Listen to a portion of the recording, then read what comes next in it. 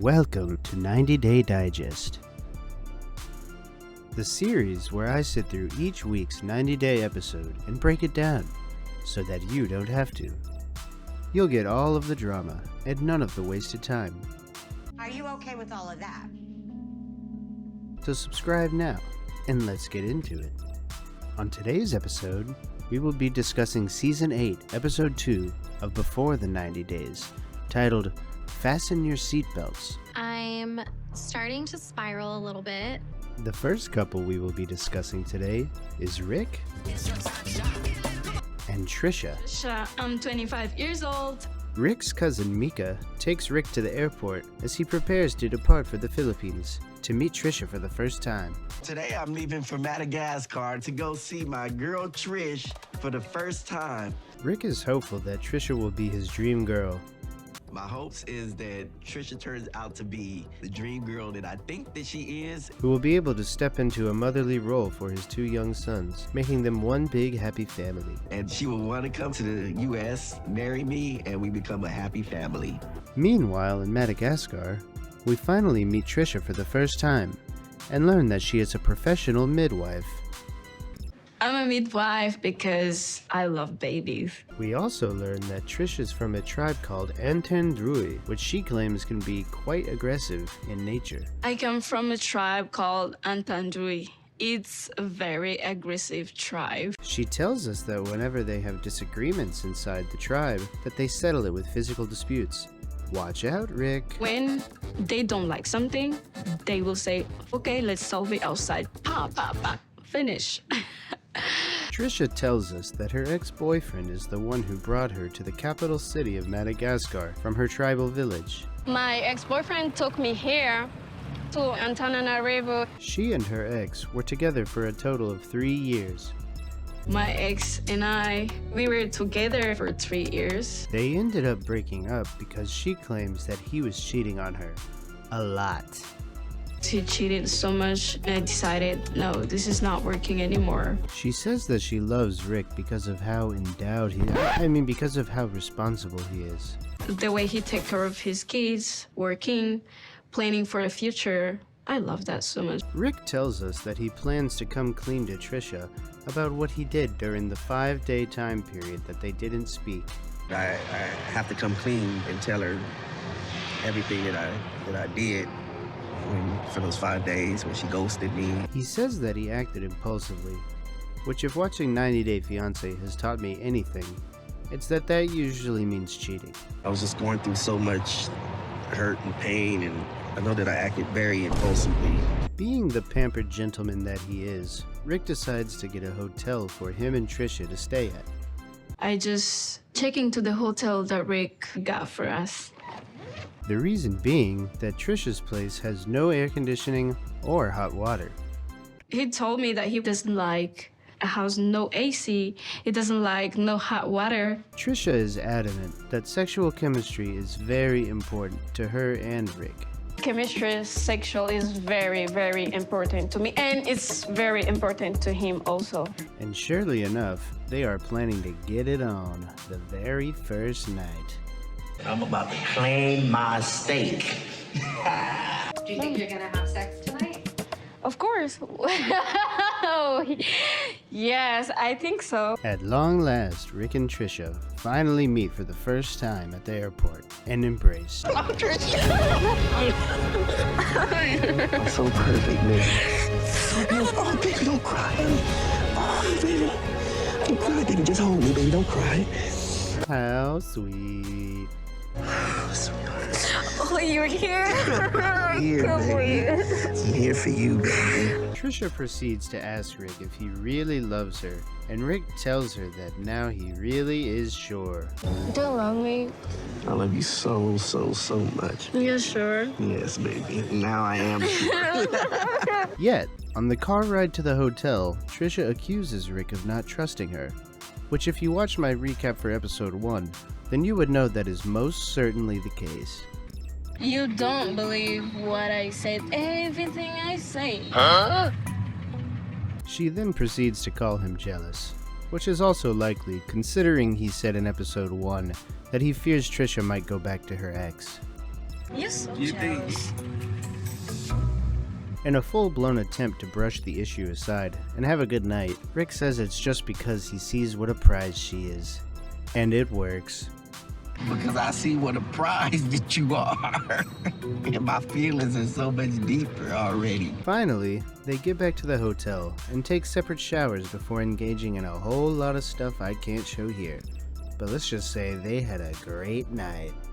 If I knew I was gonna get hot this quick, I would've took a cooler shower. Oh.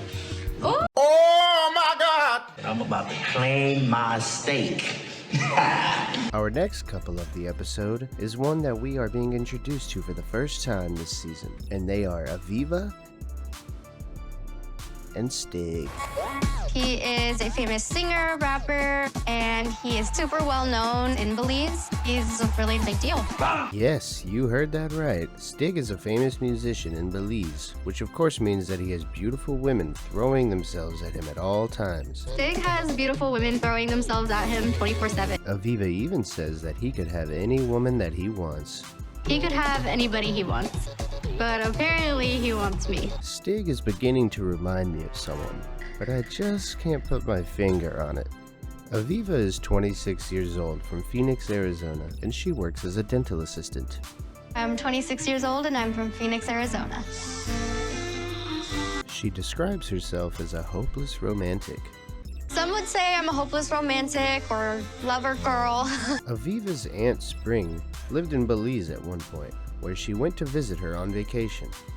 My Aunt Spring lived in Belize for a while, and I went to go visit her. Upon returning home from vacation, Aviva posted a video of her trip onto social media with the hashtag Belize, and shortly thereafter, she received a DM from the Stig man himself. I posted a video, I tagged Belize as the location, and Stig saw it and messaged me. She says she had heard Stig's music while in Belize on vacation, so she was admittedly a little starstruck when he messaged her. I actually was introduced to his music, so I was fangirling a little bit. Considering they began interacting after her trip to Belize, the two of them have still never met in person before. Even though I've never met him in person, I have completely fallen for him. Aviva's family is extremely skeptical of her and Stig's relationship. I definitely wouldn't jump straight into marriage. Auntie Spring goes as far as to say that he will make her head explode. He will literally make your head explode. Auntie Spring met her now ex-husband in Belize when she was 28. But 2 years ago, she turned on the news to see that he was being arrested with another girl. 2 years ago, I turned on the news and he was being arrested with another girl. And surely enough, that wasn't the first time that she had caught him cheating on her. My husband was again cheating on me. It wasn't the first time. So that ended up ultimately leading to divorce. So I'm currently in the process of getting a divorce. Auntie Spring claims to have heard some concerning things about Stig. I have heard some things about Stig that are concerning, very concerning. Apparently, Stig had a recent Valentine's Day performance where he sang a song that he wrote about another woman, and that woman was at the show. The first song that was performed was Vicky. Auntie Spring also says that she received reports that Stig and this girl Vicky were seen together during the show and also seen leaving together. I was getting messages that they were there together and that they left together. But of course, Aviva denies this and reassures her aunt that Stig loves her very much. I don't believe that at all. He's been super respectful to me. He's been super sweet to me. Auntie Spring will be going back to Belize soon in order to finalize her divorce with her cheating husband. I have to go down to deal with my business with my divorce in like 2 weeks. This will be at the same time that Aviva is in Belize visiting Stig for the first time. So you're still going to be in the country when I get there, it sounds like. So in classic 90-day fashion, Auntie Spring will be there to intervene and spark some drama in an attempt to get to the bottom of whether Stig is cheating on Aviva or not. You know, I'm going to find out for you what the real story is. Aviva claps back with a simple reply to keep us all waiting. I guess we'll find out. Later, Aviva packs her bags and gets ready to depart for Belize, where her and Stig will be united. I will be leaving to Belize to meet my boyfriend Stig for the first time in person. Stig says that the one thing he wanted Aviva to bring from America is some Chinese food? Bruh. You know what I really like from the States? The What? Chinese food out there. So Aviva goes down to her local Panda Express and literally gets a styrofoam plate of Chinese food to bring with her on her flight to Belize. It smells really bad. It smells really bad.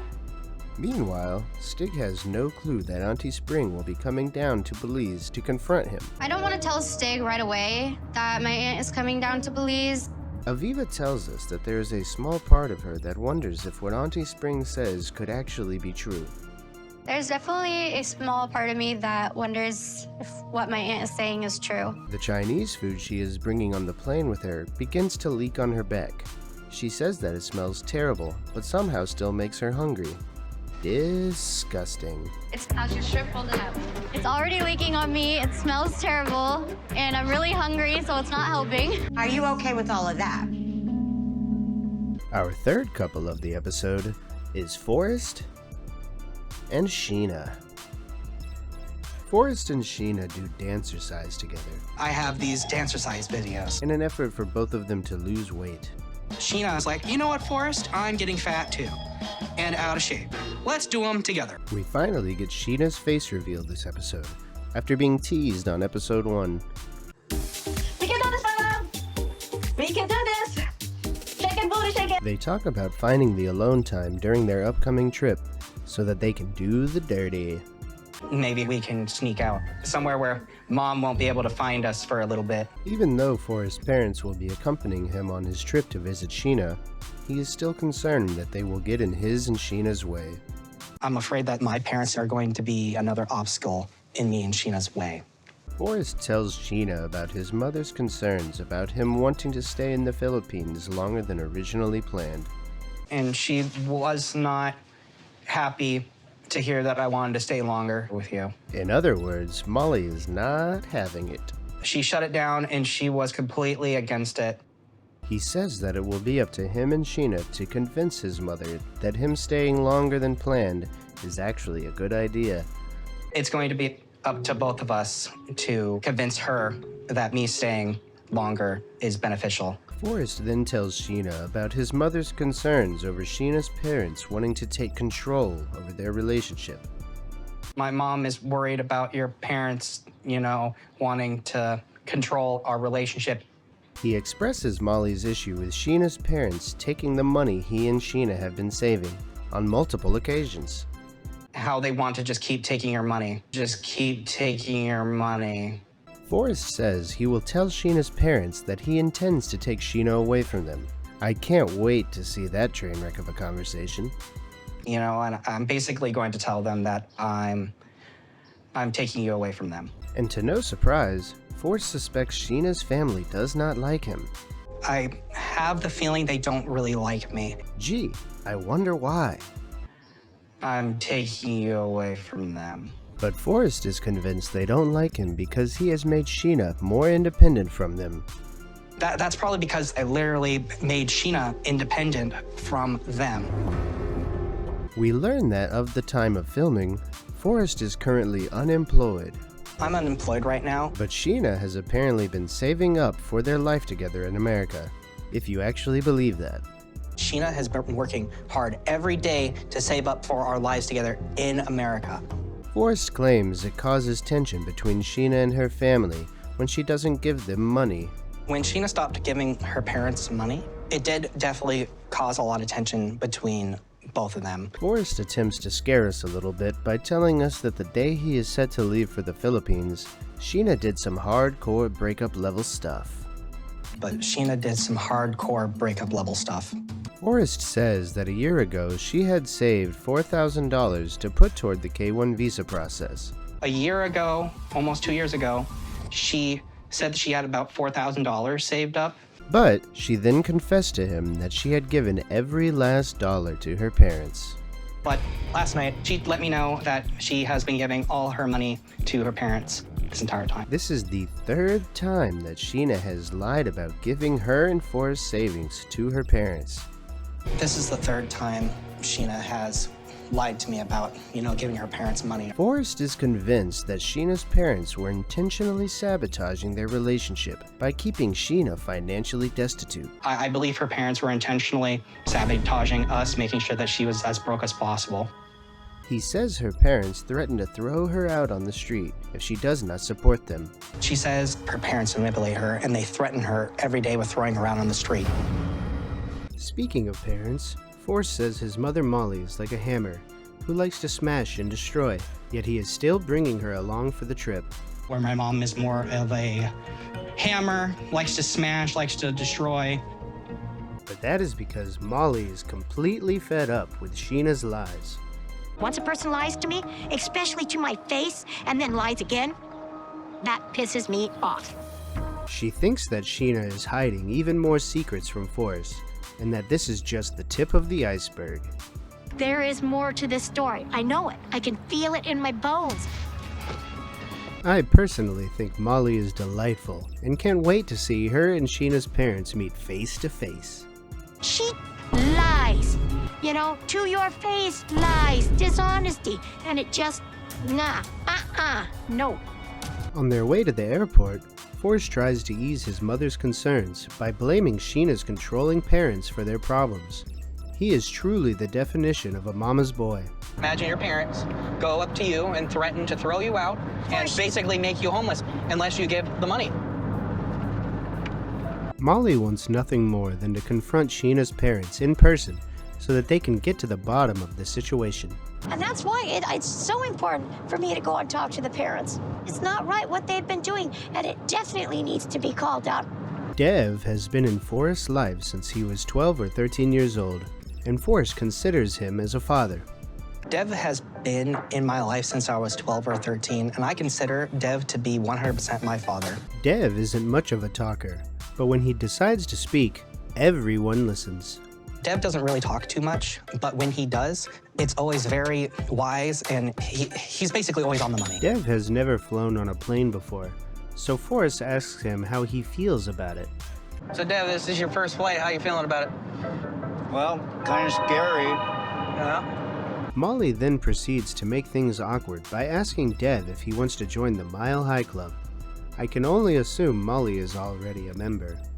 I was asking Dev earlier if he wanted to do Mile High Club. Oh, yeah. Mile High Club. They arrive at the airport and depart for the Philippines, and they awkwardly film their journey along the way.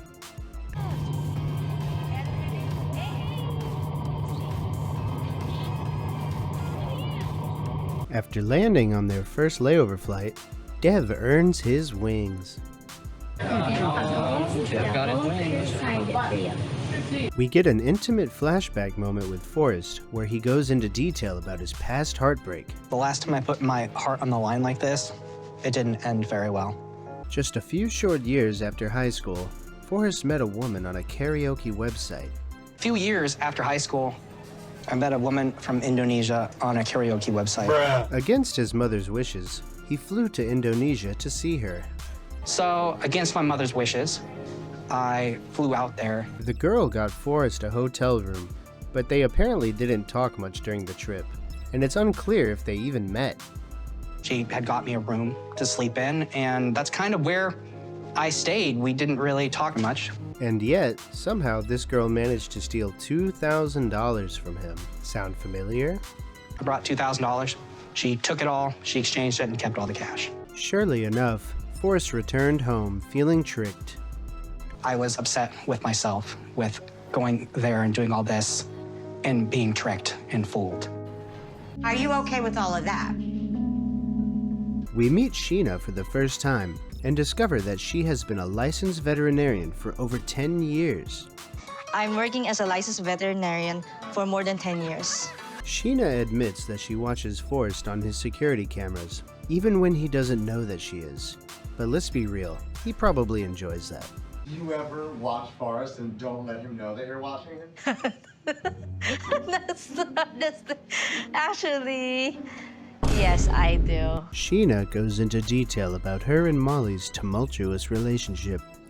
At first, I had a good relationship with his mother, with Molly, but recently things turned sour. She confesses to lying to Forrest about their financial situation. I happened to lie to Forrest regarding of our financial savings. She admits that she has been funneling her and Forrest's savings directly to her family.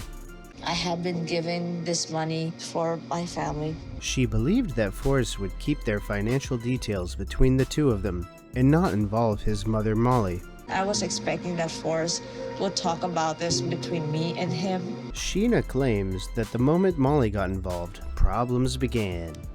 But he decided to tell it to his mother. There is more to this story. That's all the problem starts. Sheena reveals some juicy texts between her and Molly. Sheena, I am very disappointed, and my trust in you has been completely broken permanently. And let's just say, Molly went off. You on my son, you on your whole relationship, you on any love he had for you. There is no excuse. Sheena is persistent that she had valid reasons for giving her family the money that her and Forrest were attempting to save. But of course, we don't learn what those reasons are this week. But I had my certain reasons. Forrest did happen to forgive me.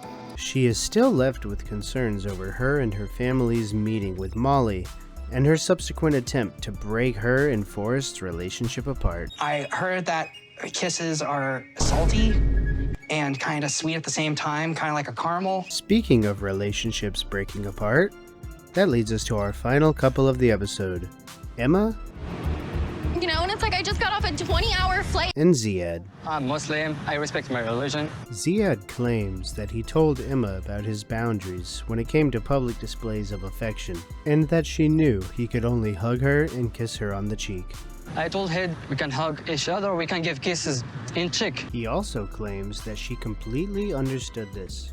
She told me, yeah, I understand that, so no problem. Emma reveals that Zead never discussed his religious beliefs with her, and she was never informed on how much affection they were able to show one another in public. He has never once talked about his religion. He's never once said it was an issue. If you have experience watching 90 Day shows in the past, then you will know we have seen this exact same pattern of behavior on multiple occasions, and will continue to see it in the future. He's never once said, respect my religion, this is how it's gonna be. As they attempt to get to their taxi cab, they bicker mindlessly over moving her luggage, as the tension is through the roof.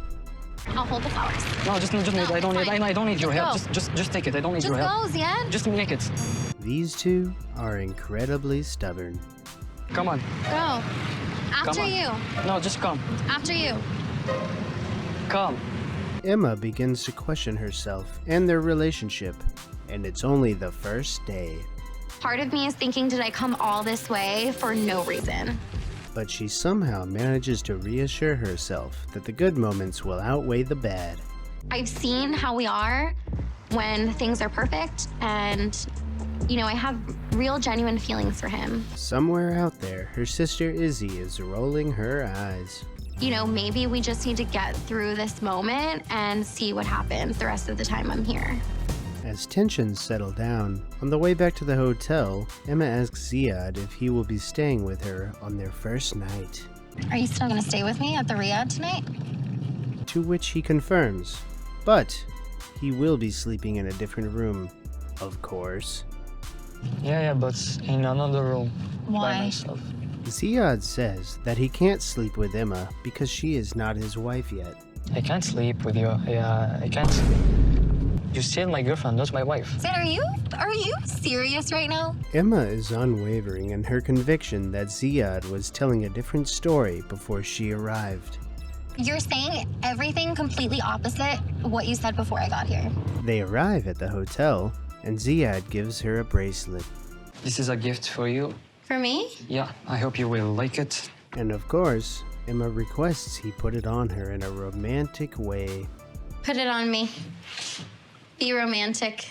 Princess Emma has arrived. Emma says that things have been awkward between her and Zead since the airport, and she hopes that it doesn't linger. We started off the day a little rocky and negative, and I don't want it to be like that for like the rest of my trip. I want us to be able to enjoy this time.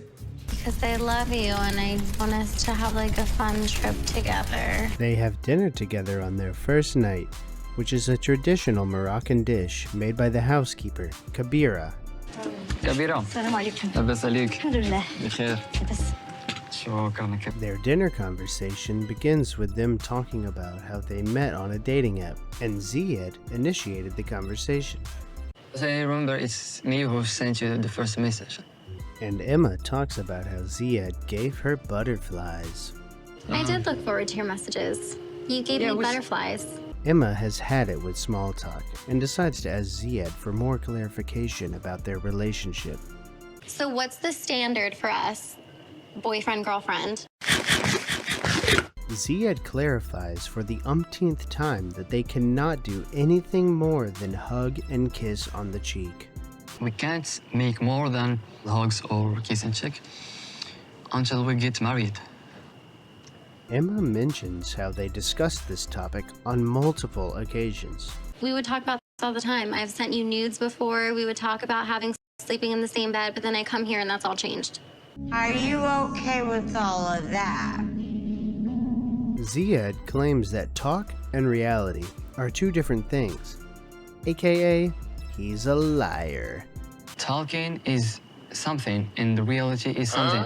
He now says that he told her they couldn't make love over call, not text, so there is no physical proof that he lied, which is exactly the excuse a liar would make. Show me the messages where you said that. Call, You've never said that. See, I don't lie. I don't lie. Don't lie, because you've never said that. I say it in the call. The producers decide to ask him about the conversation he had with Emma while she was at the beach during episode 1, in which he reassured her that they would do everything on the first night. We're gonna do everything on night 1. We're getting right to it. Okay? Now, you could argue here that he was being flippant or interpreted her advances as a joke, but if what Emma says is true, and they have had more conversations similar to this one, then Zead is simply telling Emma what she wants to hear in order to get her to marry him. Love me like you love me. Even after being confronted on his lies by the producers and being shown the receipts, he still insists that he just meant hugs and cheek kisses, and that Emma is to blame for the inappropriate talk. I remember what I say. I told her hugs, it's something normal. But the other things, she just say it by her, not me. It turns out that Emma did the exact same thing with Zead that she did with her ex Muhammad. She went on his social media and found that he was following a ton of female accounts. So she began messaging them to see what's up. I realized that he followed thousands of women, and I thought that was really shady, so I started to message a few of them the same way I did with my ex-fiance. And to no one's surprise, Zead was apparently in communication with one of the supposed thousands of girls, which in 90-day terms means it's probably his cousin or something. Zead doesn't really come across as a player to me, but that's just my opinion. It turns out that he was talking to one of the girls. But of course, when confronted about it, Zead said the conversations were old. He told me that those conversations were old and that he wasn't cheating on me. Which leads Emma to speculate that she is in fact the side dish to someone else's entree, and that Zead's reluctancy to be intimate with her is because he wouldn't want to cheat on his supposed spouse. Maybe he's talking to someone else. Could he possibly have another girlfriend? Are you okay with all of that? And that concludes this week's episode of 90 Day Digest. Be sure to like and subscribe so that you can stay up to date on any and all new releases. This is a new channel, so feel free to leave a comment with any compliments or criticisms. I'd love to hear your thoughts. Love me like you love me.